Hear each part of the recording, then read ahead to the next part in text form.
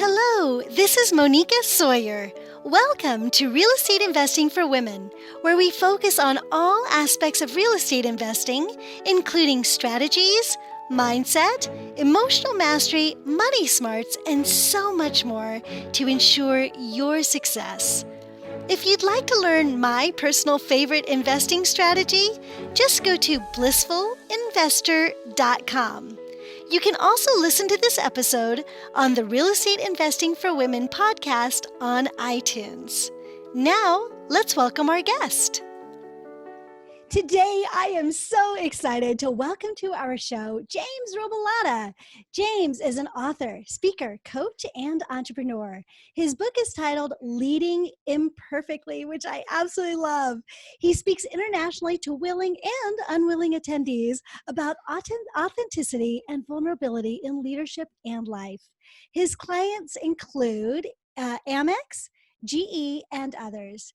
He's also an experienced stand-up and improv comedian. James is also a personal coach. He loves helping people get out of their own way to live the lives they deserve and be the leaders they are capable of becoming. James's clients undergo purposeful, life-changing, and self-affirming transformations, and his clientele ranges from CEOs to college students. Hey there, James. Welcome to the show. What is up, Monica? How are you? I'm so good. How are you? I'm chilling, friend. I'm doing well. Thank you. Excited to be here. Yeah, I'm really excited to have you here too. Hey, could you tell us a little bit about who you are? Tell us a little bit about your story. Yeah, for sure. Well, I was born in the river in a little tent. No, you know the story. No, I'm a born and raised New Yorker, friend, so don't mind the sass. But I am a professional speaker. I travel around the country and I talk about authenticity, vulnerability, and the stories that we write. And that's what I get to do, and I love what I get to do. Interestingly enough, I majored in marine biology in college and promptly put that to good use by getting a master's in counseling. Apparently I was putting too many jokes in my scientific papers. They're like, this isn't dry enough. Out of here. Yeah, exactly. Literally. My teacher gave me the pat on the head, you tried, good job.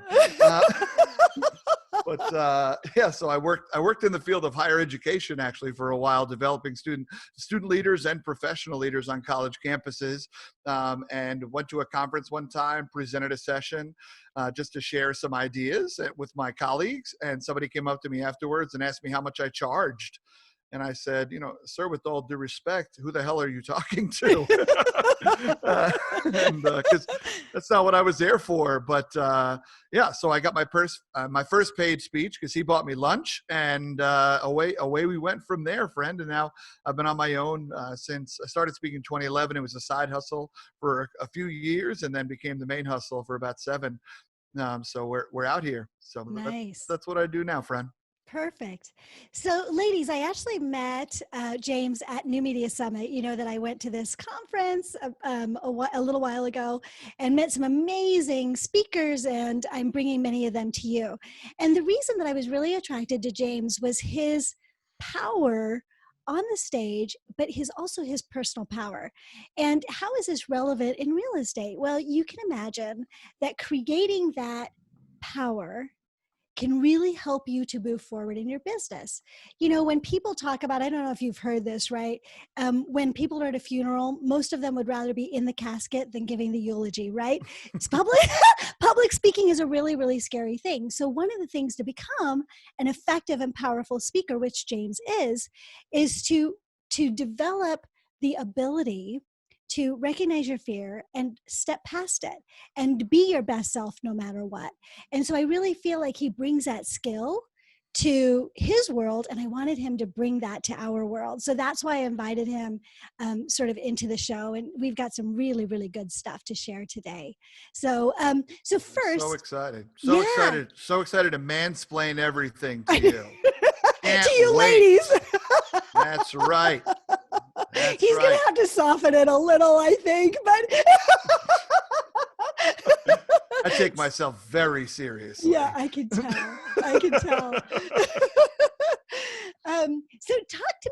about recognizing patterns inside of yourself and sort of how you think about yourself. Yeah, for sure. So I think we as humans are pattern generators. Whether we recognize it or not, our brains are equipped to write patterns over and over again. Think about the patterns that you don't even have to think about anymore. For example, if I told you tomorrow I want you to brush your teeth with your other hand, that would take you way longer, and you'd probably drop the toothpaste in the sink, right? But fortunately, our brain has developed a pattern. We can brush our teeth even in the morning haze and fog. We don't even have to worry about it. Like our brain just knows it, right? If I told you to eat your cereal with your other hand, all these things, like we have all these patterns inside of us that we don't recognize. And we also have patterns of thought.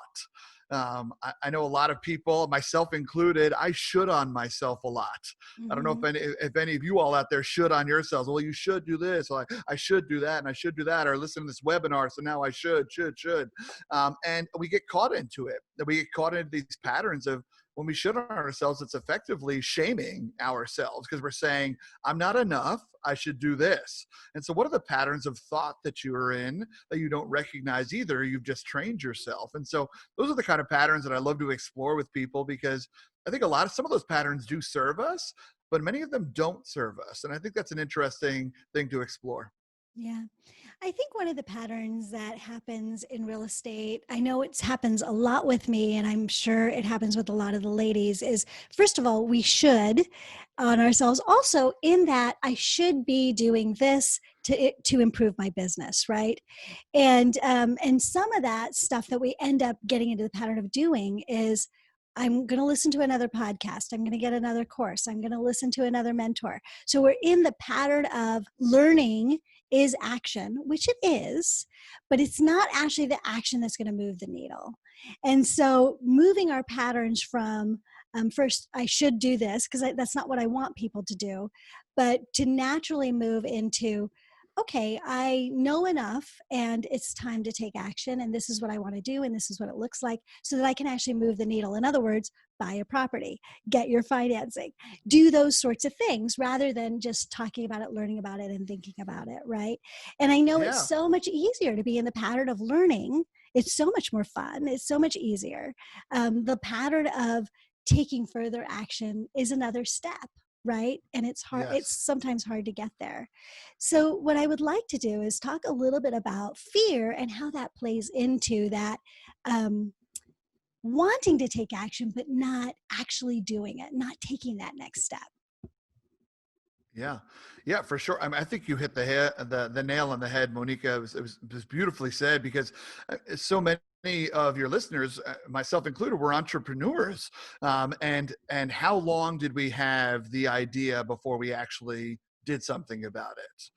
Before we actually believed that maybe we deserved it, that we earned it, those kind of weird things. It's like, well, now I've taken enough courses, I've clicked on enough links, right? Like there's no magical point where all of a sudden someone hands you a pair of wings. You're like, congratulations, you may now fly, entrepreneur. Right? Like that's Exactly. no moment. Like Take off, little one.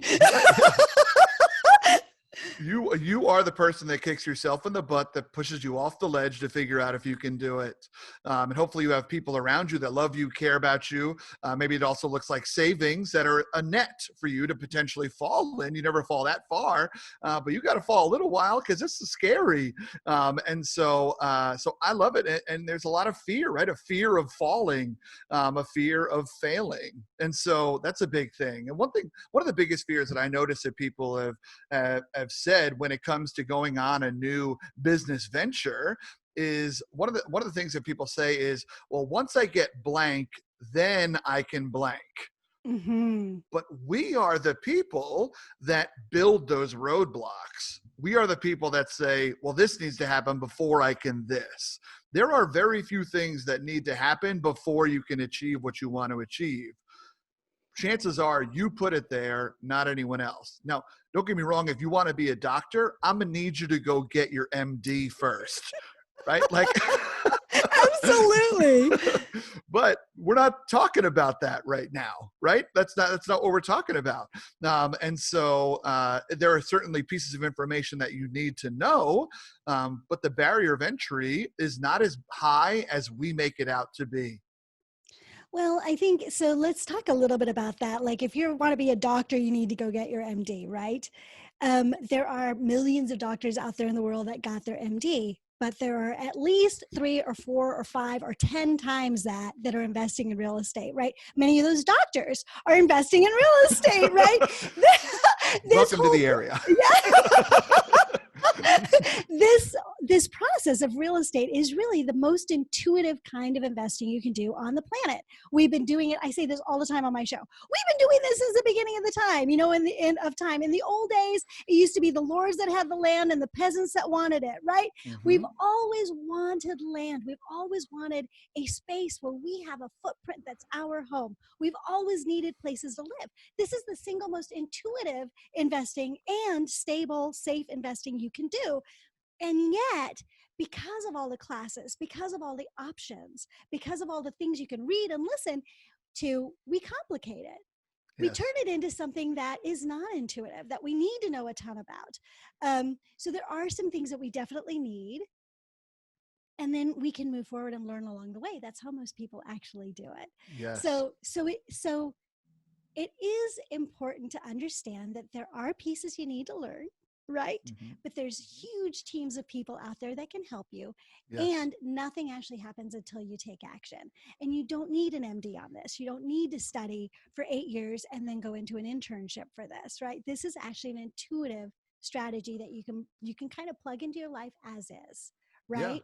Yeah, I agree. Yeah. But so many of us say, I'm not blank enough, right? I'm not business savvy enough. I'm not whatever enough. I don't understand finances enough. Yeah, right. I'm not a business person. I'm not a head person. I'm a heart person. I'm not a this, I'm a that, right? Like, and whenever we start to do those things, if I'm not blank enough, I mean, those are the times where we take ourselves out of the game before we even let ourselves play it.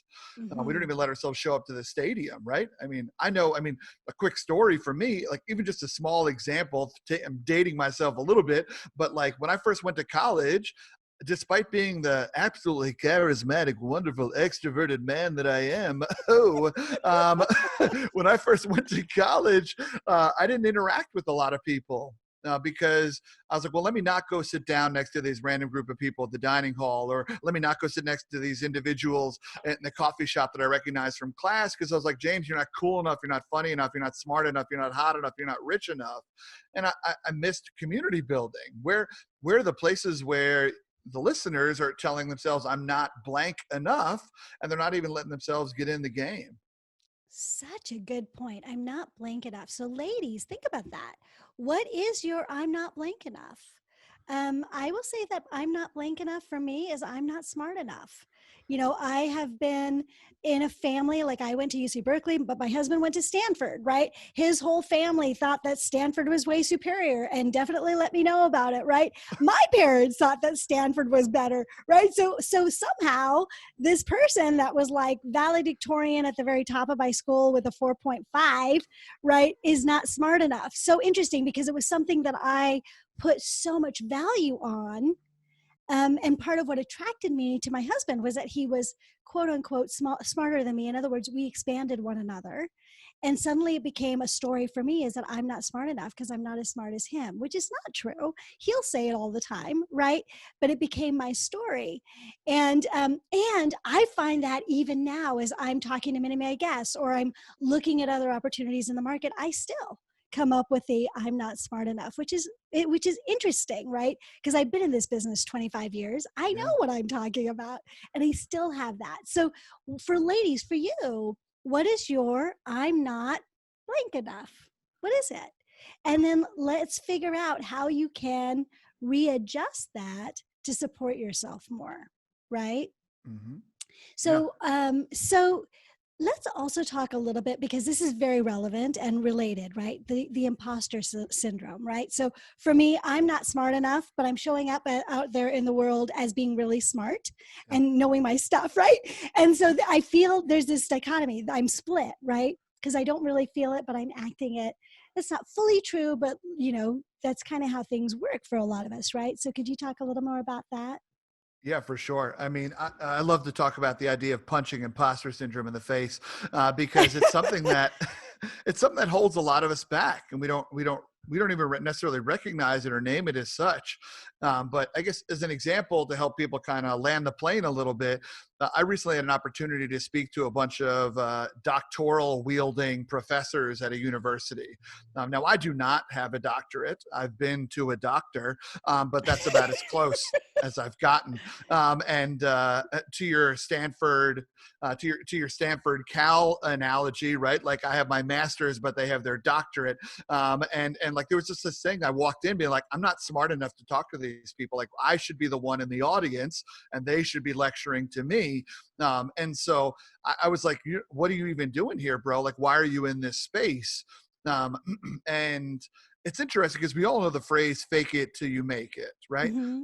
But if all you ever do is fake it, you never really make it. And so there has to be a place in our lives where we recognize that you indeed have something to add. You have a value add in every room that you walk into, right? And your relationship that you were just talking about, Monica, what you have added to your husband, it goes far beyond your already very impressive Cal degree, right? Let's not slouch on Cal, one of the top 20 schools in the world. And so, but Thank you for that, by the way. yeah, but what you bring to that relationship maybe isn't measurable by the intelligence standards that we've been taught of, like by SAT scores and things like that. So for imposter syndrome, getting over that involves realizing I'm bringing something to the room that I could add to these individuals. Because those professors, in my example, yes, they are smarter than me. Yes, they've done way more research than me. Yes, they probably did better in school than me, yada, yada, yada. But I'm better at engaging people than they are. Right? I'm better at making people realize that sometimes it's the story behind the facts that makes the fact more sticky, not just the research, right? It's that relatability versus credibility argument.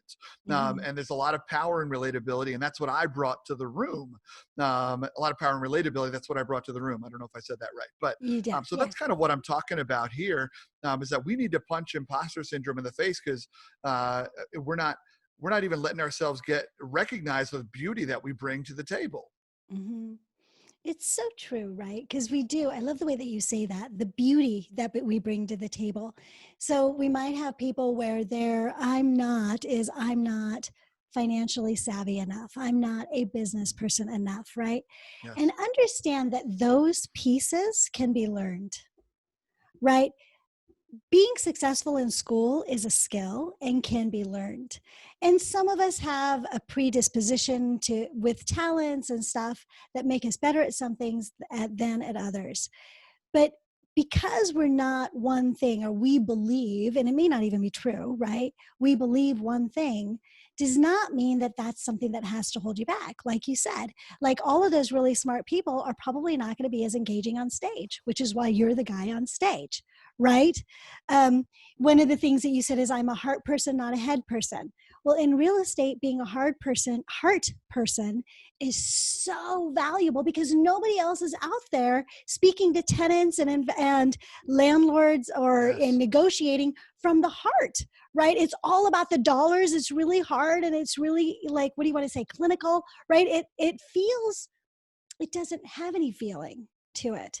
And Yeah. so if you're a heart person, you bring that. Now you can learn that other piece or hire somebody else to do it, Hmm. right? Yes. So instead of I'm not blah blah blah blah enough, focus more on I am blah blah blah blah, right? And Yes. that's what I Yes. bring I to the love it. table, right? And then how can I now make that the focus of how I'm going to move forward? I want to do my business in a way that highlights that, rather than trying to start a business based on what I'm afraid I can't do. Does that make Yes, sense? I love that. Yeah, for sure. I mean, I think I completely agree with you, and the way that you put it was so beautiful. I mean, I myself, like I said, I have a Bachelor of Science in Marine Biology. I have a master's in counseling, but I'm an entrepreneur. I'm a businessman, business human, right? Mm-hmm. But I don't know I mean, I consider Shark Tank to be the closest thing to business I know anything about. Right? Like that's where I'm getting my quote unquote MBA. Thanks, Mark Cuban.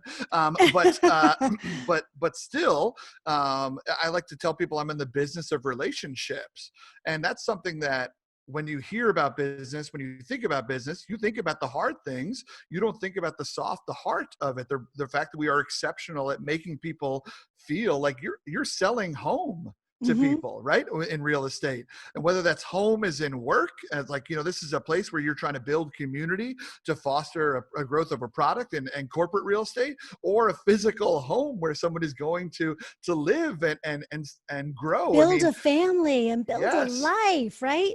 What a thing to sell. And isn't relationships the best way to sell that? Mm-hmm. Absolutely. Absolutely. So, talk to me. I love this. One of these things that you say, move from accommodator to advocate. Talk to me a little bit about more about that, because we're already sort of, how can I be an advocate for myself, right? So much of the time we are taught to accept ourselves, but we're not really taught about how to be an advocate for ourselves. So, could you talk to us about that from your own perspective? Yeah. Yeah, for sure. And I think I'd even add one step even before accommodator. I think we have a lot of apologizers out there, right? We Mm-hmm. apologize a lot for ourselves, and then we become accommodators where we just kind of concede a lot. And then we become advocates for ourselves. And unfortunately, because of a lot of societal BS, women are taught to apologize for themselves. And that is garbage. That is hot garbage, right? And so where the places where women can feel more confident to advocate for themselves, because their voice is maybe more important at the table. So I think it's just recognizing when you fall asleep at night, when you fall asleep at night, if you fall asleep proud or if you fall asleep ashamed. And we all kind of fall asleep on that spectrum at various points. And it's not just because, I checked all the boxes on my to-do list. It's because it's more of like, I upheld my character today. I upheld my value. And so when we advocate for ourselves, we recognize that I am smart enough. I am trained enough. I am the right person to be in this space right now.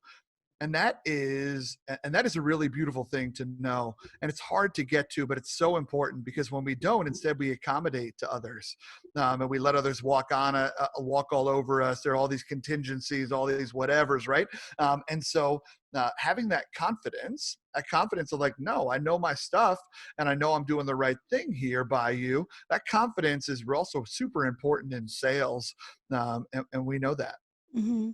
What's really interesting, you said something I've never heard before, which is a woman saying that my voice is more important than at this table. So a lot of times, what you hear in women's circles and women's conversation is, "I'm important too. I have a right to speak too. What about I am the smartest person in the room, and they need to hear what I have to say?" How many times have us as women heard that? And you just said it, right? I'm important. Like I am the person that should be speaking. Not just I'm important too, but I am the most important. Right.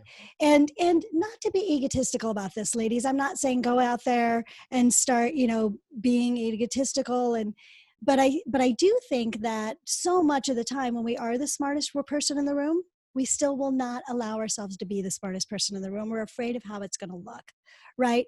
And there are gentle, beautiful ways that we can stand up and be the smartest person in the room without putting anybody else down, because I know that's important to us.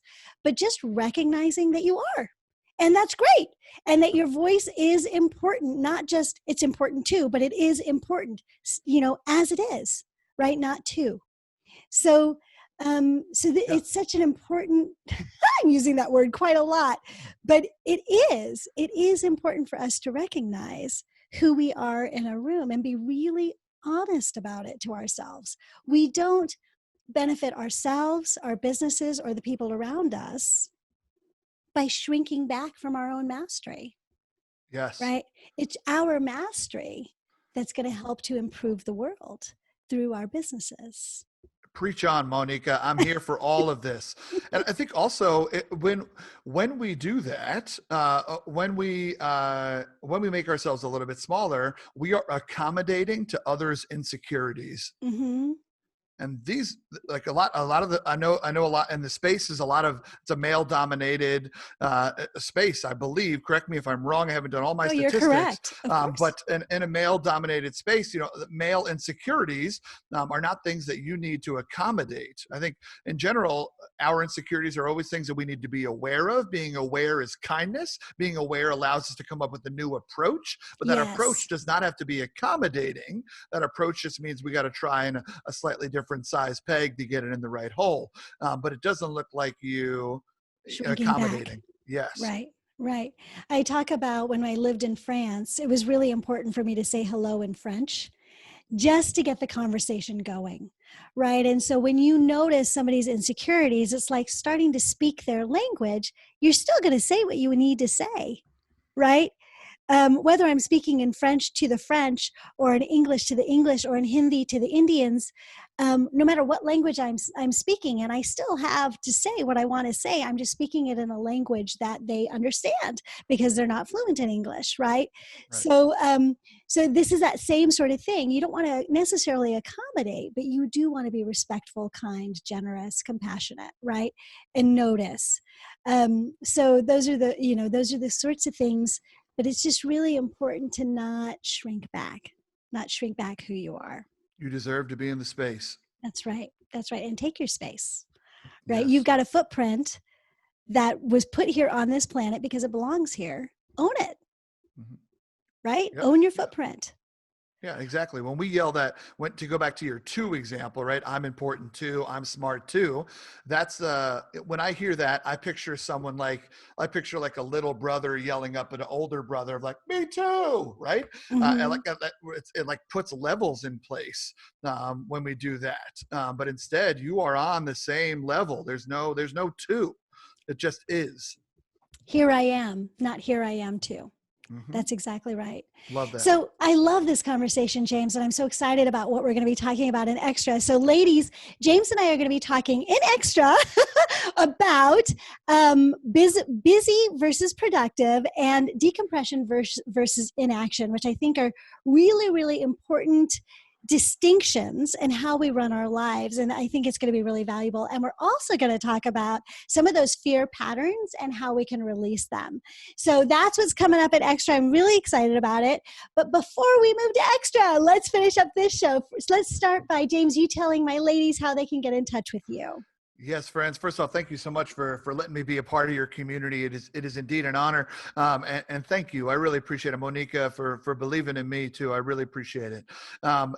So you can reach me at James T. Robo on all social media platforms. JamesTRobo.com, James at JamesTRobo.com for my email. It's all James T. Robo. Let's hang out. Your boy looking fresh on Instagram and dropping some meaningful nuggets. Would love to keep in touch with you. Nice. And that will all be everything that he says here as far as links and everything will be in the show notes. And I know that you've got a very special gift for my ladies. Could you tell us about that? Yeah, for sure. So I wrote a book called Leading Imperfectly, and it is obviously about authentic leadership. And so I would love to give you the first 3 chapters of that book. So in the link in the bio, she'll put a link to where you all can make sure you grab the first 3 copies of the first 3 chapters of the book. And if you like it, you can pick it up elsewhere. And if you don't, it was free. So who cares? I'm sure they will love it. So good. Great. So are you ready for our 3 rapid fire questions? Woo. Okay, here we go. Let me stretch here. Okay. Okay. Put on your seatbelt. So James, tell us one super tip on getting started in real estate investing. One super tip on getting started in real estate investing is to get out of your own way. You are ready right now to do it, and you have to believe it. The only thing in your way is you. It is not your knowledge. It is not your background. It is not your past. It's not anything that you've been through. You are the only thing in your own way. So it's time to keep moving. I love that. And then give us one strategy on being successful in real estate investing. I think being successful involves building great relationships, and where are the places that you are using those relationships to both learn more and give more in that place. So I think that's the biggest thing. Our network is bigger than our network, and so those relationships are super important. And I know that's cliche, and I know it's cheesy, but I love cheese. So do I. For the record. Yeah. And James, what would you say is one daily practice that you do that contributes to your personal success? One daily practice that I do that contributes to my success is every day I dream, and I live my life based on what I want to be said in my eulogy. And so the way that I have it's a little morbid, but stick with me. The way that I have conversations with people, the way that I have conversations with myself, I think about how do I want to be remembered, and how am I building towards that? I really, really love that. Thank you for sharing that. Yes, friend. So, James, it's been amazing, everything that you've shared. Thank you so much for sharing that great stuff on this portion of the show. Thanks for having me. Yeah. And ladies, thank you so much for joining James and I for this portion of the show. We've got more coming up in extra. So if you are subscribed, stay tuned. I'm really excited about what we're going to share. If you're not subscribed to Extra but would like to be, go to realestateinvestingforwomenextra.com. You know, ladies, I've been recording Extra for over a year and a half now, and I have to say that is my true gift to you. It's a place where my amazing guests who do a great job on the first part of the show do an even better job later. This is where they shine. This is where they give you the really deep, amazing nuggets that will change your life. So if you're not subscribed, please come check it out. You get the first 7 days free, so you can listen to a lot of them and decide if it's even relevant or anything you want to pursue. And then if you do decide to subscribe, it's literally like $4.99 a month. It's a complete steal for all of this information and for the way that it will improve your life and your business. So please go check that out. It's at realestateinvestingforwomenextra.com. And for those of you that are leaving us right now, thank you so much again for joining us for this portion of the show. I look forward to seeing you next time. And until then, remember, goals without action are just dreams. So get out there, take action, and create the life your heart deeply desires. I'll see you next time. Bye. I hope you enjoyed today's show. If you'd like to download my favorite investing strategy, just go to blissfulinvestor.com. See you next time.